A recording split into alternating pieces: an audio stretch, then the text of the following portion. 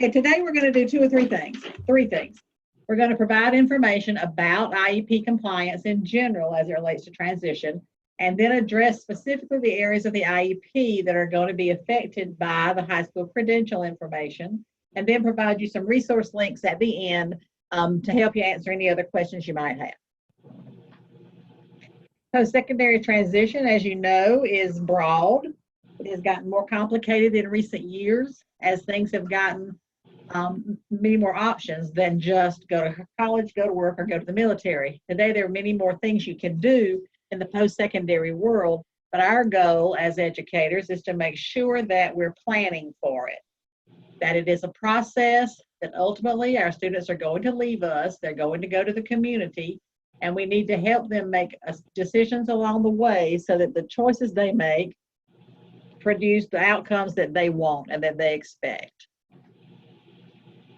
Transition IEPs are very much like every IEP. Start with assessments and then move from the results of those assessments to targeted statements in the present levels of academic and functional performance and in the findings to develop appropriate post-secondary goals for the student, and then identify the transition services to be provided during that year of the IEP, the life of the IEP, and the appropriate course of study and annual goals to help the student meet whatever their post-secondary goals are. This should sound very much like every IEP. And this is just the slide that we always use because we want to re-emphasize every single time that planning is how we bring the future into the present so that we can do something about it now. As we've all heard for years and years, transition happens.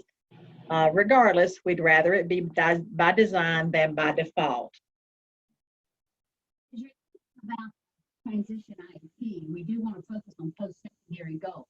Now, in terms of the credential, this piece is going to remain the same.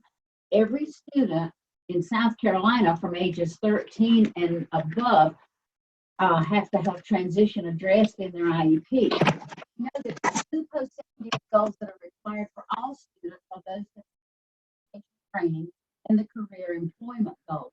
So as you're working with your credentialed students, you're still going to be looking at what are they going to be doing down the line after they exit, even though you're doing things a little differently to prepare them for these pieces while they're in school.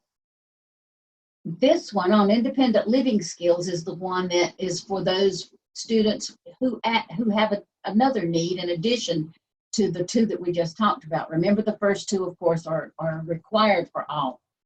Independent living skills is sometimes one that gets overlooked.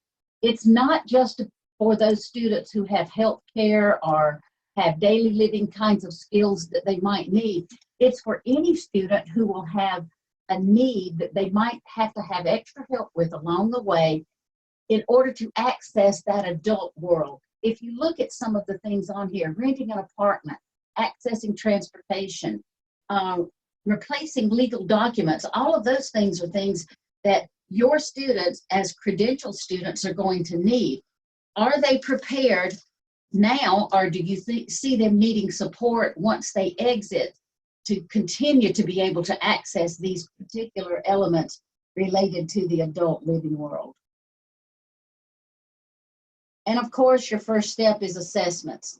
This piece you're going to see some additions to, because in the credential piece, there are going to be some other types of assessments you're going to have to consider. But you have to make sure that it's appropriate for each individual student. Remember, assessments are required. It's an integral part of the transition process. It can happen anywhere, anytime. Traditionally, we always think about the academic needs of the student. Those are transition needs. There are functional needs that we have to address. But some considerations for assessments in this particular case with the credentials program is probably going to be a little different. You're going to be looking at some specific work site skills this student's going to need on the job that they may be going to while they're within that program and doing the work hours, but also those skills that will translate into that real world situation. These are assessments that you're going to have to adjust. You're going to have to maybe even use some work site assessments that maybe people are using on site and that employers are using.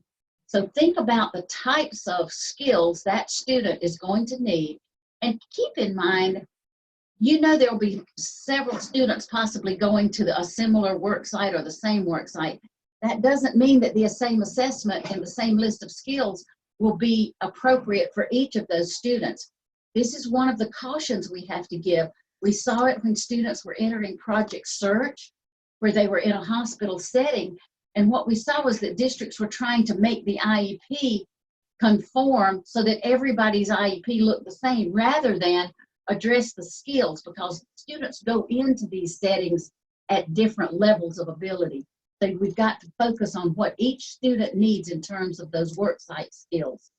So to reiterate what Marietta just said, we have always seen lots of interest inventories and lots of student preferences, more than aptitude, in our transition assessments, which has made it very difficult in some cases to determine transition findings.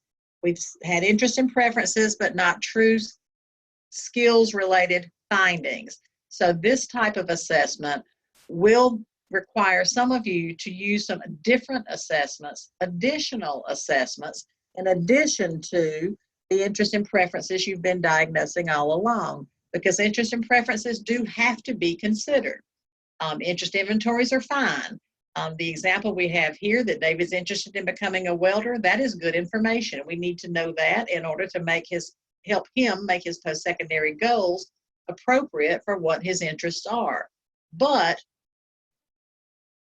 interest inventories do not equal findings. Interest and preferences are not the same things. Findings are skills related, and they are assessments of whether or not the student already has mastered the skill. Because what the emphasis is to, of course, as with the rest of the IEP, teach students the skills they don't know to capitalize on the skills they already have. Another one, and we started needs are also related to transition. A lot of people simply defaulted to those as the findings. Well, those make up part of the findings, but that doesn't mean that's everything related to what that student needs. So we've got to look beyond just the academics, and again, especially in this credentials area, because of the work site situations you're going to be sending those students into. They're going to be skills they need that are academic, but they're also going to be specific functional skills and work-related skills. So please don't just limit yourself or limit the student to one particular area when you're looking at the actual needs of the student. So while we would expect to continue to see academic skills as transition needs, for students who are pursuing the South Carolina High School credential, we would expect to see additional assessments focusing more on work-based skills, particularly as the student gets older. We recognize that when the child first enters the credential program, if you will, when they're entering 9th grade, their major needs may still be academic, and that is fine. Those may be transition needs, but as the student gets into more and more community-based kinds of trainings, then those needs will become that much greater, and we should then see findings based on the needs the child is demonstrating in that setting. But assessments have to be individualized, just like the rest of the IEP.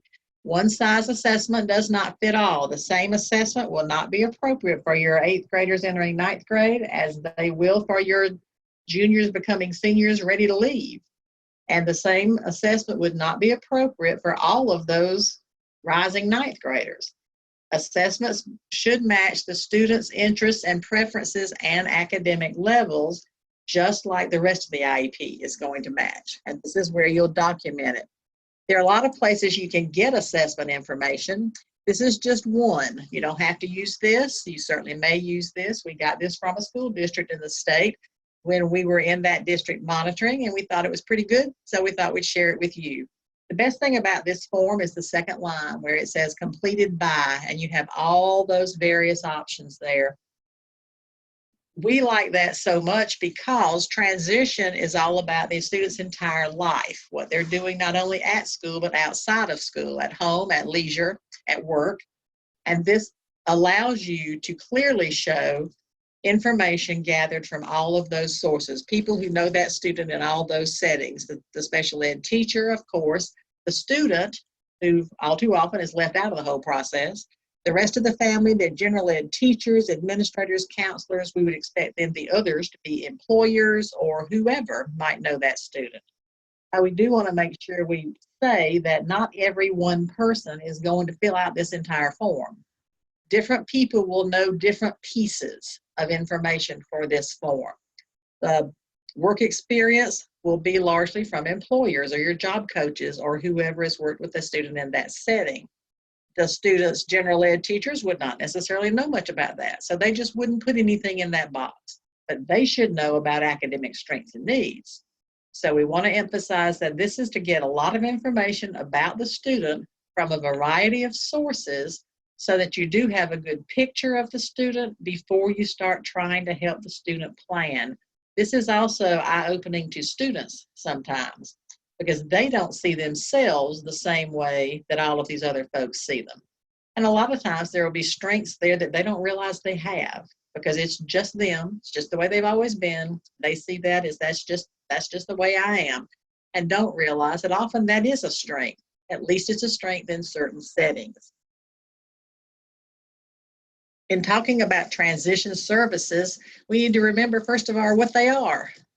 Transition services are designed to be a results-oriented process. What is it that you expect to see? What is it that should happen at the end of the process? It should focus on results, but it should also focus on academic and functional achievement to help the student move from school to post-school life, whatever that post-school life is going to look like for that student. And the danger here is that we tend to shuffle students. We tend to pigeonhole them a little bit when they say, I want to be whatever they tell you they want to be. But we've got to keep that open. We've got to keep looking at all the areas. And the way to do that is to address all of these various areas of transition services. These should look familiar because they're the ones that are on the IEP. Some of these become more important with this credentials program as you look at the vocational education, the integrated employment, the adult services. Some of these, especially the two employment ones, the vocational education and the employment, you're going to probably see some services that are tied into the student's program with the credential. So in the past, most people have just talked about instruction, which is the education piece. So you want to make sure that you're paying attention to that as well and incorporating as many of those. You'll see them listed on this slide here in terms of instruction. Everything you do is instruction, we know that. But what you're going to see now is that through some of this employment pieces and the work site, this is going to be going out into the community.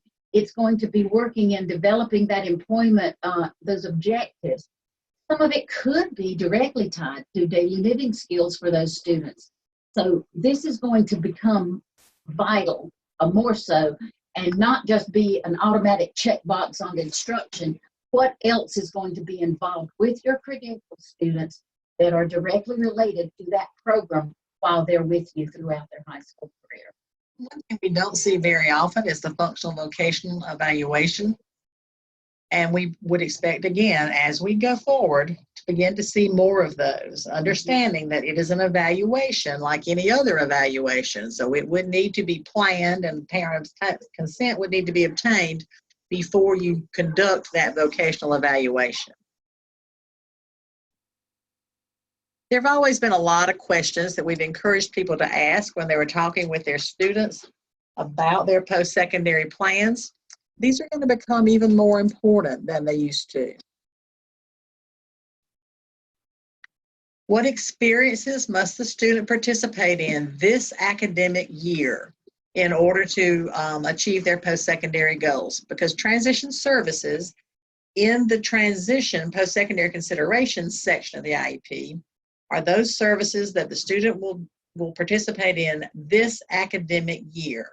There's always been some confusion about that. We've always seen things like post-secondary agencies and things like that, which is appropriate if the student is going to work with them during the current academic year of that IEP. So it's forcing you a little bit to think about it year by year, while at the same time you keep the overarching post-secondary goals in mind. What services and instruction are essential this year? And that's where we do see that the academic needs of the student are still appropriate. They're still important. And for some students, they are the most important. For other students, they're not the most important.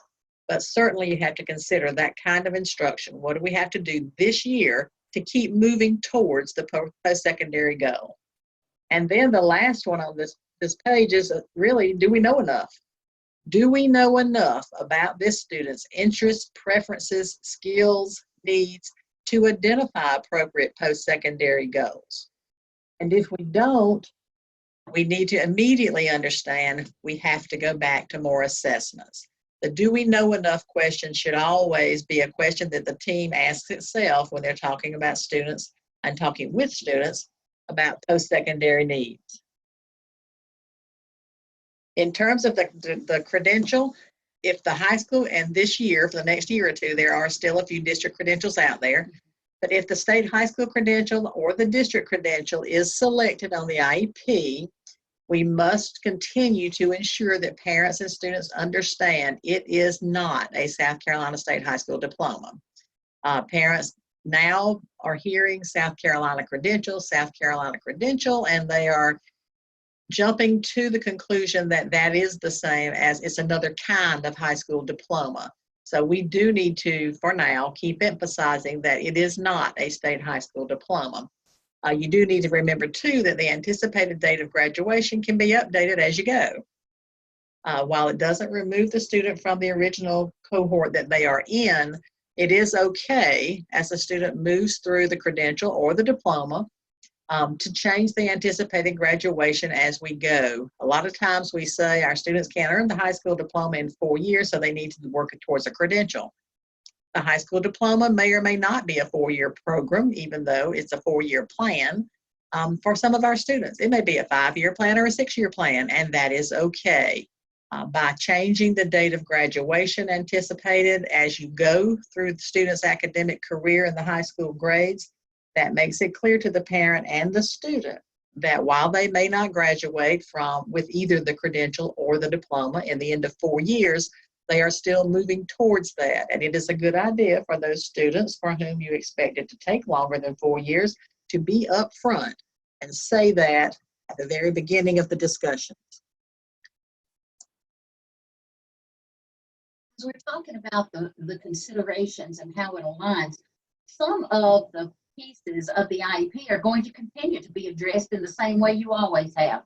Assessments and findings that identify skills with data as to where that student is now in terms of each of those skills, the interest and preferences, the post-secondary goals, career cluster, graduation date, exit date that Ann just talked about, your transition services, age of majority. All of these you're going to continue to address exactly the same way as you always have, whether the student is a credentialed student or not. Yeah. For these areas, for the most part, we're doing pretty well with this area. We've just finished some Indicator 13 reviews, as you all know.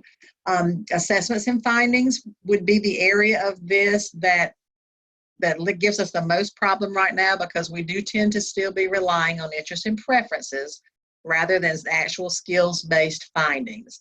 But whether the student is pursuing the South Carolina State High School Diploma or the South Carolina High School Credential, you would look individually at these areas in the post-secondary consideration section of the IEP the same way you always have. But for a few sections, it's going to look a little bit different. When we're aligning the South Carolina High School Credential with the Enrich IEP, there are a few areas that we're going to have to just look at differently. The course of study is going to be, if this is not already in Enrich, look for it, it'll be coming out soon. The standard course of study towards a state high school credential. You all have seen the one towards a state high school diploma. This one will be added. In the high school projected outcome There's always been that one that you weren't quite sure what to put for those middle school students. You will either put the state high school credential, non-diploma for your high school students, or you will put not yet determined, because we know that we have to make this consideration, this decision sometimes earlier than the end of 8th grade, because our students may be a little older, and because in South Carolina we dip that back so much younger to consider it. So if you are making this decision prior to the end of 8th grade, just in general post-secondary services, you would put not yet determined for the high school outcome. We get this question a lot for our students who have been not included in the general ed curriculum for much of their school academic career, are not fully included for much of their academic career, or who are pursuing working towards alternative standards, modified curriculum, that sort of thing, to put the projected outcome as the high school diploma, which is what you usually had to do, didn't seem quite realistic for them, and we agree with that. So we have put this not yet determined option. Now this would be not only for high school credential students, but for any middle schoolers who may be age 13 and you're having to address the option in South Carolina, but you're not comfortable saying either credential or diploma. You can say not yet determined if that student has not yet reached the end of 8th grade. The modifications section of the IEP, where we list, is right under the accommodations section. If the student isn't pursuing a modified curriculum, that must be stated and they must be explained. In many cases, we see accommodations put in the modifications box. We see modifications put in the accommodations box, and we don't see any of it explained in the text box. This is where we would encourage you, especially with the credential students moving forward, be very clear with what modifications are being made to the courses, to the general ed curriculum that they are taking. And then specifically in the text box, how is it different? What is it about what this student is doing, this student is achieving in the general ed curriculum that is different from what everyone else is? Now remember, if you're changing things like response options and things like that, that may well just be an accommodation. But if you are changing something that actually changes the standards that the student must meet, the academic standards, it is a modification. And that must be listed and that must be explained. Then in the services section of the IEP, this is the regular services section, not the post-secondary consideration section. That is going to have to look a good bit different depending on the community-based services that are being provided. In the past, you could have rolled transition into your academic areas if it was being conducted mainly through academic services.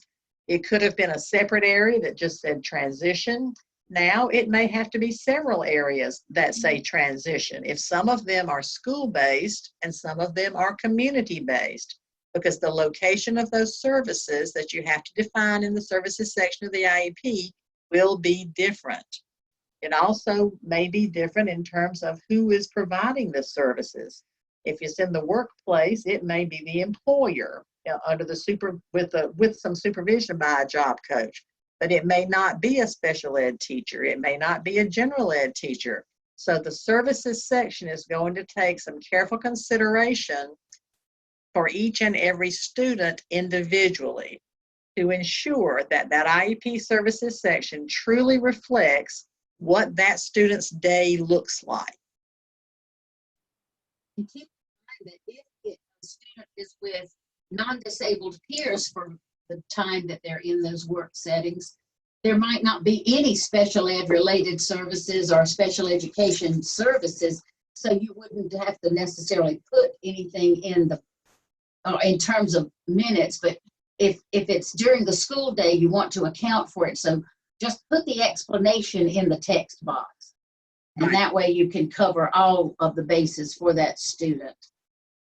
Right. In general, as students enter the South Carolina high school credential, we do need to use the text boxes in the IEP to put in better explanations as to what is different for this student because they are a South Carolina high school credential student. The text boxes will become much more important than they have been in the past. The LRE setting is going to look a little bit different too because of students being in the community more. And is the community setting a special ed setting? Is it a general ed setting? Are they with disabled peers or non-disabled peers? That kind of depends on where they're going to be. So there's not one answer we can give you for that. It is going to depend. If these students are going to, for example, a rehab workshop, those will be disabled peers they will be working with. If they are going down to a local hardware store, those will be non-disabled peers they will be working with. So it will depend. And if the student changes work sites during the course of the year, the IEP may have to be amended to reflect those changes through the amendment process. Not an entire new IEP, but certainly an amendment. And why you're doing that would be explained, of course, in the PWN, but also in the text boxes. What is happening with the student? Okay, Mike, if you have questions, break in. Yeah, we have a few questions that are piling up here. We have 4. Okay. Okay, first one. Would a worksite assessment aligned to the PSG be considered a formal assessment? The question is, if I understood you, Mike, would a work-based assessment that is aligned to the post-secondary goal be considered a formal assessment? Now, it could still be an informal assessment, and that doesn't really matter in terms of compliance, whether it's formal or informal. What's most important is what is the information telling you. So if you are observing, for example, and I think this is what you're talking about, observing a child in a work-based setting and you're gathering specific skills level data based on that, can you use that as your transition assessment? And the answer, of course, is yes, you certainly may. I would still say that that is an informal assessment, not a formal assessment. But it can certainly be used to establish transition needs and baselines from which to develop measurable annual goals related to pursuing that post-secondary outcome goal. Alrighty. Sticking with assessments, is the schema an appropriate transition assessment to use for all students? We gather a baseline for students entering 9th grade, pull individual areas of need to address with each student, then monitor with teacher-made rubrics based on schema skill areas. We do the schema annually and continue to report on those results in, I forgot what this acronym means, but the PLAFP. We use teacher-made rubrics developed from schema as transition assessment each year after. Is this acceptable? Yes. Present levels. You are using schema as a baseline in general when students enter 9th grade, and then you are continuing to administer it every year just to show growth over time. That is fine. That may or may not be enough information, specific enough information to establish specific skill related needs. But if you are supplementing that with teacher rubrics every year, those rubrics will actually become the informal assessment being used to establish specific skills level needs for that student, and that is perfectly acceptable, yes. Okay, with the high school credential, our entire coursework is modified and tied to the standards, which are modified standards. Do you have some exemplars as to what that might say in the textbook to describe this, text box to describe this? We do not at this point have those. We will hope to provide those as we move forward, but we do not at this point have specific examples of how that coursework will be modified. But you are absolutely correct. It will be modified based on some modifications to the standards that have already been identified, and they will need to be explained in the modifications box specific to that student. But we don't have specific examples to share at this time. We hope we'll have some by this summer or moving forward, but right now we don't. Excellent. Okay, next one. If the student is working during the school day off campus with an employer, then the provider would still be the SE teacher? Is the special education teacher providing the instructional services, if they are instructional services? It's going to come down to who's doing what and who's supervising what. That's why we say it depends a lot on how things are structured. If it is during the school day, it is certainly part of the student's school provided services. But then the district would need to be very clear in who is supervising that student's placement in that job site. That's what I was talking about earlier. If the special ed teacher is providing, or somebody in related to special ed is providing some type of specialized instruction on that job site, then it would be included in the services section. But if that student is receiving all of the training just like anybody else, a non-IEP student, then, Or a non-student or for that just matter. a non-student for that matter, if they're receiving what other people would receive, then it's with the general population of peers, and there wouldn't be necessarily time. It would be considered almost like general education time as opposed to special education time. But it could also be considered as an indirect service provided by the special ed teacher, depending on how much guidance the special ed teacher is giving the employer about necessary accommodations or instructional delivery, or how many steps of directions the student can handle at one time. All of those things may be some indirect services through consultation and collaboration with the employer that the special ed teacher is providing. It will depend entirely on the specifics for that student. There's not going to be if you're a high school credential working in the workplace, this is what you put. These answers are not going to work that way. It is going to have to be truly an individual, student by student, job placement by job placement decision, which is when I said as things change during the year relative to those students, it may require an amendment. That may happen more with South Carolina high school credential students as things change, especially if students are rotating through different placements. And sometimes that happens just until you find one that works. And that's okay. It should happen. If something's not working, you stop it, you do something else. But then the IEP is going to have to change to reflect those changes. So there's not necessarily going to be one answer to the question that is going to be the same answer all year long. It may have to change throughout the year as what the student is doing and where they're doing it is changing throughout the year. Wonderful. Okay, we have 2 more, if that's okay. Sure. With the credential, students take social studies and science, but we don't write goals for those areas.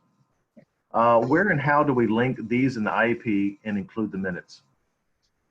When you're looking at science and social studies, what you have to look at are what are the skills the student needs to access that curriculum. It's usually reading, writing, and math.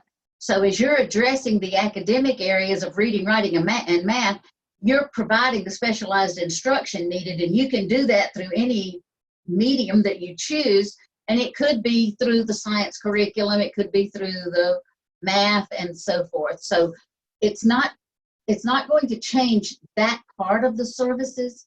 It will just be you're identifying the fact that these are the types of materials that you're going to be using to address those skills in the areas where the student has displayed a need.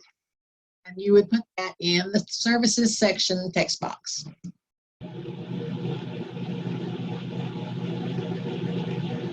All right. Will an employer need to attend the IEP meeting to cover their assessment after internship is completed, or can the South Carolina credential forms be sufficient?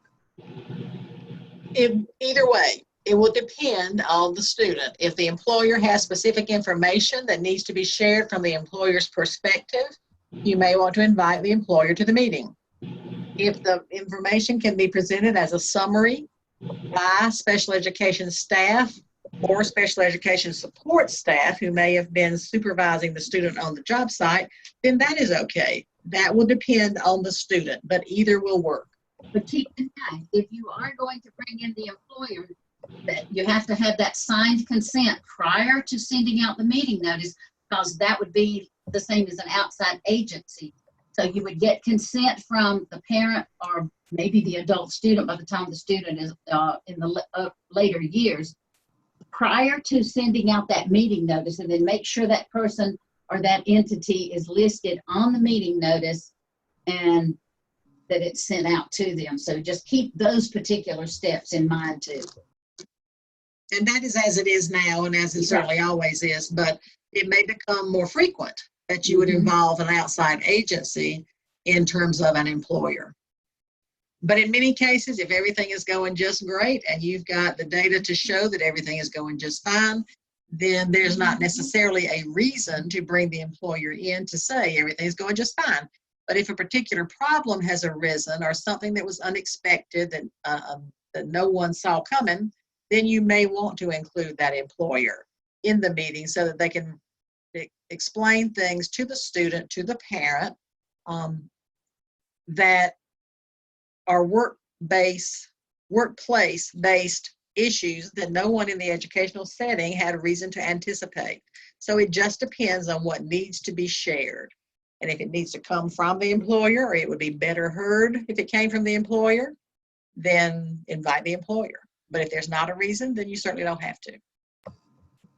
Okay, you might have covered this already, but will Enrich include a form for district attendance certificates similar to the South Carolina credential form? Maybe. We're working with the Enrich folks now to see what we can get out in this next rollout and what we can't. If we can get one, we will, and if we can't, we'll keep working for it for next update next summer. But yes, we expect there will be one, but there is not, to my knowledge, at this point. But then nobody's going to quite have it, the credential yet, so we don't need it yet. Okay, well that's all the questions that Okay. have been All right. submitted so far. Okay, we're going to move next to annual goals. Annual goals will address skills deficits related to the South Carolina State credential, just like it does for everything else now. Any needs that have been established, skills-based needs, will be addressed through annual goals. What Marietta was just saying about the reading, math, and science, reading, math, and written language skills needs being addressed through annual goals for those students who are doing coursework in modified coursework in general ed for the credential in science and social studies will be covered in measurable annual goals. But it won't address a science goal, a social studies goal. It will address a reading goal, a math goal, or a written language goal as it relates to the science and social studies content areas. You can, if you want to be, if you feel like it's important to be specific that this is going to be done in the social studies curriculum or in the science curriculum, you can certainly make that part of the condition of the annual goal. You can certainly say using the modified science curriculum, the student will whatever, or when participating in the modified social studies curriculum, the student will whatever they're going to do. You can put that into the annual goals one by one. If you put that, though, everything you do related to reading, that goal's got to be done with that curriculum. So you can choose to put it there in the goal, or you can choose to put it in the text box explanation in the services section, or both. If you feel like you want it to be very clear to the parent that that's where this is happening. So that is up to you, but it can be addressed through the annual goals as well. Just stick with the way you've been writing goals and put it in the text box. Be sure to also put it in the PWN under other relevant factors that the student's academic needs in the science curriculum and social studies curriculum or so forth. That would be a great place to also put that in there if you didn't want to put it in the actual goal, because we know the goals do need to be the skills oriented. So you've got a couple of other options instead of just making it part of the goal. So, but like Ann said, it's totally up to what you decide and what's appropriate for that particular student that you're working with. And since Marietta mentioned prior written notices, we also would expect that they're going to be a lot beefier prior written notices than we typically get.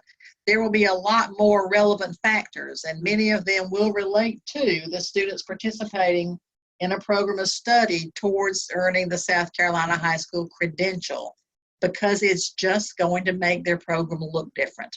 And there may not be any good place, any one place to note all of it in the IEP. It'll be in bits and pieces in different sections. But in the other relevant factors question on the IEP, that will be a good place to summarize what's happening with this student because their state credential. You know that accurate statements in the present levels of academic and functional performance provide the starting point for all the decisions about the IEP. That is your general narrative statement, where you're talking about how the student compares with non-disabled peers and giving just some generalized statements about their skills levels, their strengths, and their needs. And then you'll move into specific data, skills level data. But your annual goals should be developed just like they are for all the other annual goals that you write for all of your students. Specific, student by student, based on skills level data. They have to be developed for all areas that require special education or related services, as in the IEP. Your related services are not going to look any different unless there is something related to, let's say, OT, for example, that may impact their work in the community depending on what work they're doing. OT may have to be involved in a little greater role in determining what's appropriate in the workplace. The same thing with PT or orientation and mobility. Whatever is necessary is what you're going to have to do. But the goals must relate to all the special education needs, service needs, and the related service needs, just like they always have. And again, you have to think about up front, how are you going to address the related service needs with this student if they're not at school? Where, when, how, and who is going to provide those services? So that is a consideration that will need to be made. They should be, your annual goals should be based on skills the student needs to access and progress in the general curriculum, or in this case, in the modified general curriculum that has been defined. But your students may still have academic and functional goals. They may have academic goals only, or they may have functional goals only. That will depend entirely on the student, just like it does now. Any questions about the annual goals part of the IEP as it relates to the credential? I'm gonna keep talking, and Mike, let me know if you get some questions. In terms of services, related services and supplementary services, now this is the services section of the IEP. The big question is, how do we document work-based instruction in the services section of the Enrich IEP? The answer is sort of what we just said, and that's it depends. You all know, because you said it as many times as we have, the answer to every question is it depends. And in this case, it certainly does. It depends in this case on where the work-based instruction is being provided, who is providing that supervision. Is it with disabled peers or non-disabled peers? Is it during the school day? Is it nights and weekends? All of that will make the IEP look a little bit different. It will vary from student to student depending on the student's needs and the program that you've been developing for that student. We hope we'll discuss this a lot more in some future trainings, but for right now, all we can tell you is it's going to change as the students' needs and programs change. The age of majority, of course, is the same, on or before the student's 7th birthday, the student's 17th birthday. Goodness gracious, we haven't did that far back. 17th birthday, the student and the parent have to be informed that at age 18, age of majority will have been reached and rights transferred to the student. There is a form located in Enrich, and then the answer to the do you document it in the prior written notice question is, of course, yes, you do. You document everything in the prior written notice. Hey, Ann, we have a few questions Okay. that come in. All right. Could you please give us more information regarding the functional vocational assessment? We can just a little bit, and we'll give, there'll be more of that forthcoming too. The functional vocational assessment may need to be conducted for some of your students in addition to just the general observational kinds of things that you routinely gather, that information. That would not be a formal functional vocational assessment. The kinds of assessments that Voc Rehab does, for example, those are specific vocational functional assessments, functional vocational assessments, and it doesn't necessarily have to be Voc Rehab. That's just one we're all familiar with. If you're planning to do that, though, you will need to document that evaluation process in Enrich. You will need to do an evaluation review, plan what information you need to gather, plan who's going to do it, just like you do if it's a routine 3-year reeval and you're going to get new academic assessments. Same process. Then you will need to get consent from the parent or the adult student to conduct that evaluation.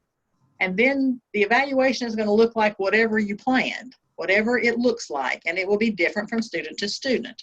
But at the end, there will be one evaluation report, if you will, that you will need to upload into Enrich, so that the vocational evaluation will be in Enrich, just like your 3-year reevals are in Enrich, just like your initial evals are in Enrich. What the actual evaluation looks like will vary from student to student, but the process for it needs to remain an evaluation process as it looks in Enrich.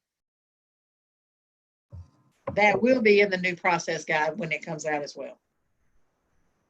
Gotcha. Okay, and last one for now. I thought we were previously told that location, for example, a science classroom, is not an acceptable condition in the goal. She didn't say that it would be the science classroom as in the goal. What Ann said was that using the credentialed science curriculum, the student will, and then it's going, the rest of the goal would be addressing certain skills like reading or using math and things like that. It's not the condition is not a location as to where the goal is going to be taught.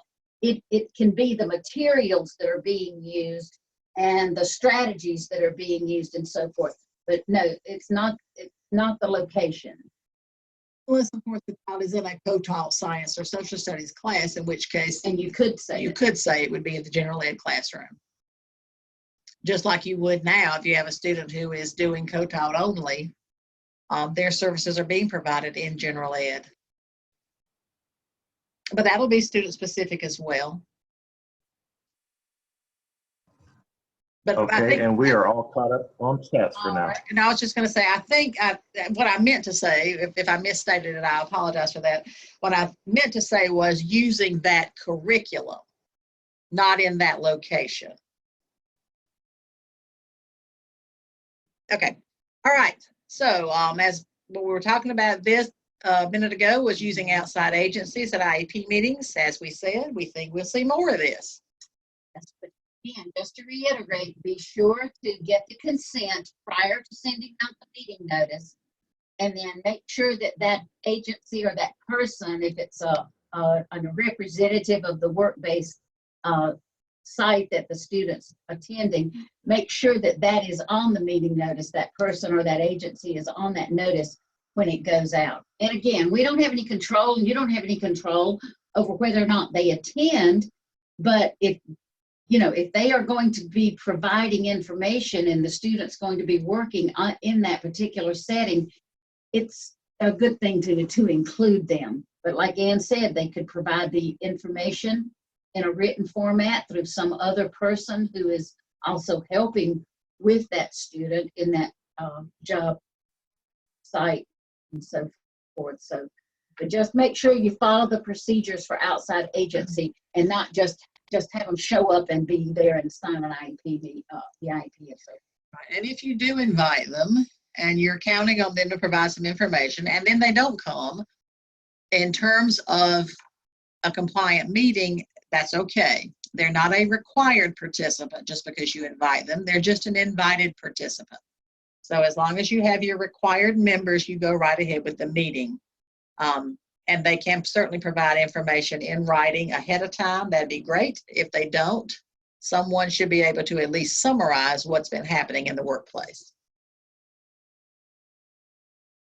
And this is just the overall IEP process. This is the same one you've seen before for everyone who is of transition age and when you develop their IEPs. We put this in here just so that you know it's the same process. Nothing changes about the process because the student is pursuing the South Carolina High School credential. What changes is some of the specifics in certain sections, but your overall IEP process for transition age students does not change because the student is pursuing the state high school credential. Does that make sense to everybody?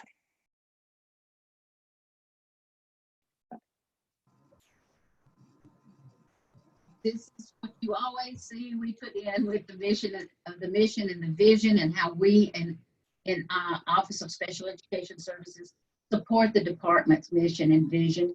And you also know about the profile of the graduate. The thing that we always like to point out here is when you look under life and career characteristics, those pieces, special education has been addressing those for a long, long time.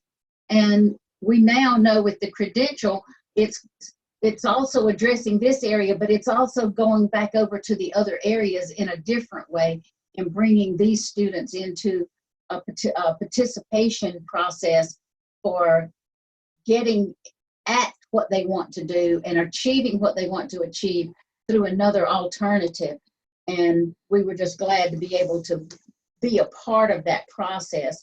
You'll see some resources here, and this is going to be posted, I think, through Task, and you'll be able to access these resources. And you can also contact any of us at in the office, and we can assist in any way that we can.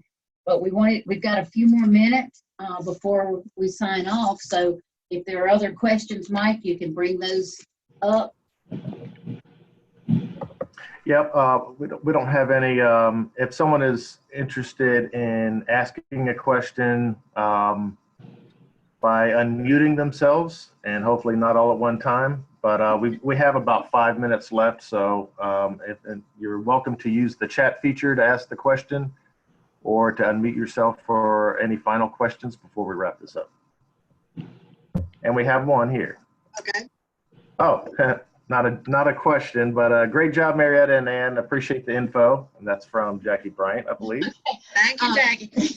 We do want to say one thing since we have a couple of minutes left, and that is that the topics that we've talked about here today in the 1 hour webinar will be discussed in much greater detail this summer at the Summer Training Institute in an all-day session with a lot of the specifics spelled out. As we get more answers, as we really look at what Enrich the updates are going to look like, we hope to be able to give more detail and answer more student by student specific questions that a district may have if you do choose to come to that Summer Training Institute. I think it's going to be offered 2 different days, the same thing, as part of the credential series. Or you can just ask us. Next question. Will we be able to, oh, okay, I can do this one. This presentation, will we be able to have this presentation to go over with our staff? And the question or the answer is yes. Usually within 24 to 48 hours, the presentation and or the webinar recording will be available on the SC Credential website. It'll be under the supplemental materials header or subpage. So that'll be available before the end of the week. And then any news on the technology course? Next question. Not that I'm aware of. What technology course are you talking about? Yeah, that was it. So I'm not sure if that was, and that might not be this, that might be a question for Tabitha, as it were, or someone. And Marietta, hi, this is Kim. Hey, Kim. And I can address that one. Perfect.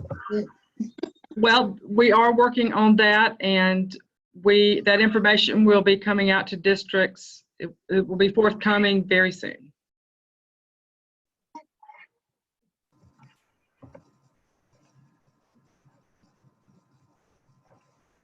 Okay, if there's not any other questions, That will conclude today's webinar. We do a thank you for attending, and remember that no question goes unanswered. You can access the FAQ document, ask a unique question using the South Carolina High School Credential Inquiry Form, and or request technical assistance by visiting thesccredential.org. Thank you and have a great day.